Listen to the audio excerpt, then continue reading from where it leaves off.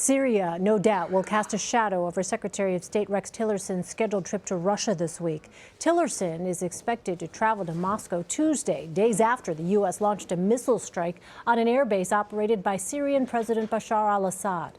Russia has been an ally of the Assad regime and is accusing the U.S. of breaking an international law. Tillerson says the Russians need to rethink their commitment to the international community. Margaret Brennan has the latest from Moscow.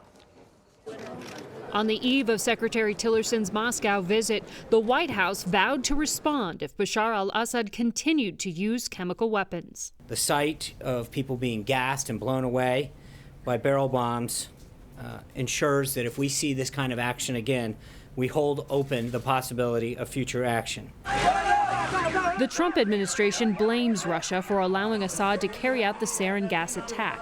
Regardless of whether Russia was complicit here, or whether they were simply incompetent, or whether they got outwitted by the Bashar al-Assad regime, you would have to ask the Russians that question. The Kremlin, along with Assad's patrons in Iran, called last week's strikes a violation of international law and demanded an unbiased investigation of the gas attack.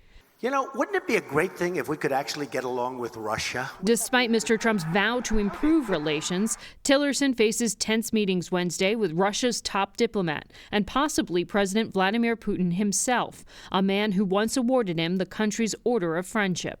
Tillerson will press Russia to stop propping up Assad, prevent further use of chemical weapons, and raise concerns about suspected election meddling in the U.S. and Europe. As the first Trump administration official to visit Russia, it is particularly important for Tillerson to set a hard line, said Republican Senator John McCain. The United States should first tell Russia that this kind of war crime is unacceptable in the world today.